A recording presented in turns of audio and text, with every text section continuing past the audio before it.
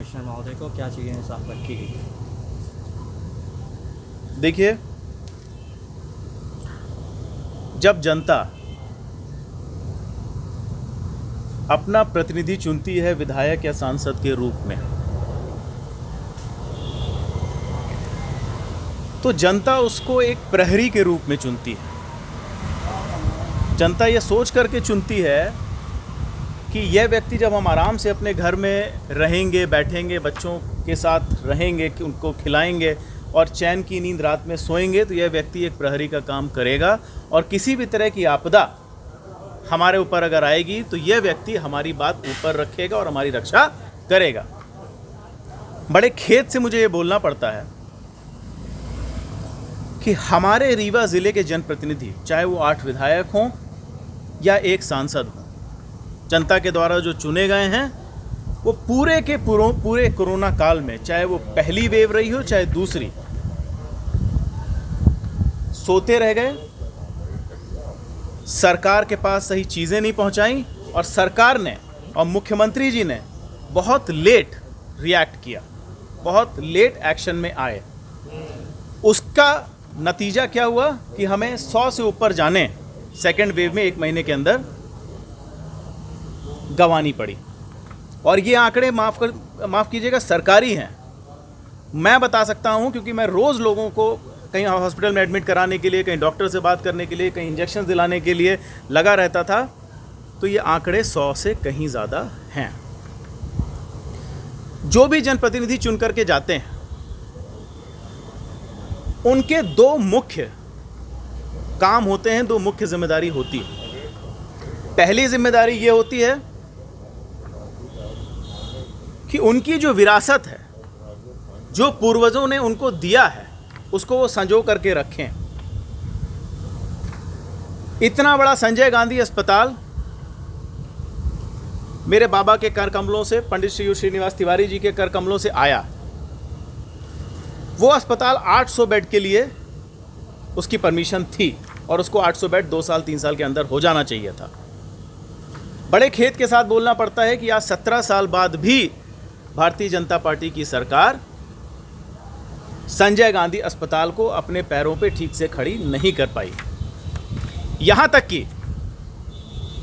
Ventilators नहीं थे, oxygen की कमी थी और ऐसे अस्पताल में जिसमें 20 साल पहले यह सोचा गया था कि इसमें एक ऑक्सीजन प्लांट अच्छे क्वालिटी का होना चाहिए, जनप्रतिनिधि 15 साल क्या सो रहे थे?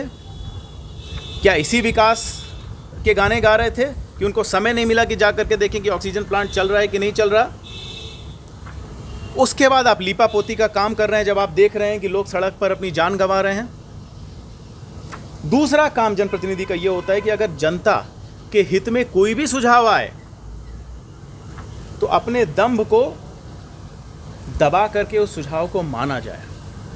ठीक आज से 1 साल पहले मैंने सरकार को एक लंबी फहरिस्त दी थी सुझाव की, आप सब थे, कलेक्टर साहब के माध्यम से मैंने दिया था। ठीक 1 साल पहले, पिछली जून को, कोविड सेंटर की उसमें मैंने बात की थी, ऑक्सीजन की मैंने बात की थी, मनरेगा में काम देने ज़्यादा बढ़ाने की मैंने बात की थी, कोविड सेंटर्स को में ऑक्सीजन की बात की थी। मैंने ये बताया था कि जो कॉलेजेस हैं, जो स्कूल्स हैं, जो सरकारी बड़ी बिल्डिंग हैं, इनको आप कोविड सेंटर में बदलिए। सरकार ने बात नहीं सुनी और खामियाजा आप सबके सामने है। और जब हमारे भाई बहन, हमारे बड़े बुजुर्ग अपनी जान गंवाते हैं तो वो कोई कांग्रेस या बीजेपी के नहीं होते हैं, उसमें परिवार के लोग होते हैं, उसमें कांग्रेसी भी होते हैं, भाजपाई भी होते हैं, सरकारी मुलाजिम भी होते हैं। एक बात और मैं बड़े दुख के साथ कहना चाहता हूँ कि क्या बात है कि जिन डॉक्टरों ने जान पर खेल करके पिछले 1 साल में हमें हजारों मौतों से बचाया, ऐसा क्या है कि वो दुखी हैं? क्या चीफ मिनिस्टर साहब के पास इतना समय नहीं है कि उनको बुला के और उनसे बात कर लें कि आखिर आपकी समस्या क्या है? आप तो जीवन दाता हैं, आपने हमें बचाया, आपने प्रदेश को बचाया है। कि मुख्यमंत्री साहब अपनी गिरती बिगड़ती सरकार को बनाने में इतने व्यस्त हैं कि उनको डॉक्टरों को बुलाने का भी समय नहीं मिल पा रहा है। मैंने कुछ ये 7 पॉइंट के फिर से सजेशन दिए हैं तीसरी वेव से निपटने के लिए। जैसा कि पूरी दुनिया के विशेषज्ञ बता रहे हैं कि तीसरी वेव हमारे भविष्य, हमारे बच्चों पर प्रहार कर सकती है।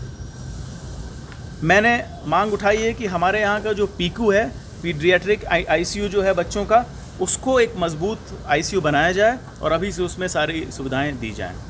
इंजेक्शन जो ब्लैक फंगस के लगने हैं, इसके विंध्य, चूँकि रीवा विंध्य का सेंटर है, कम से कम 10,000 वैक्सीन, 10,000 इंजेक्शन यहाँ के लग जाने चाहिए। जिस गति से हम लोग वैक्सीनेशन कर रहे हैं, टीकाकरण कर रहे हैं कोविड का, आपको बता दूं, आप आंकड़े उठा के देख लीजिएगा, 20 साल लगेंगे।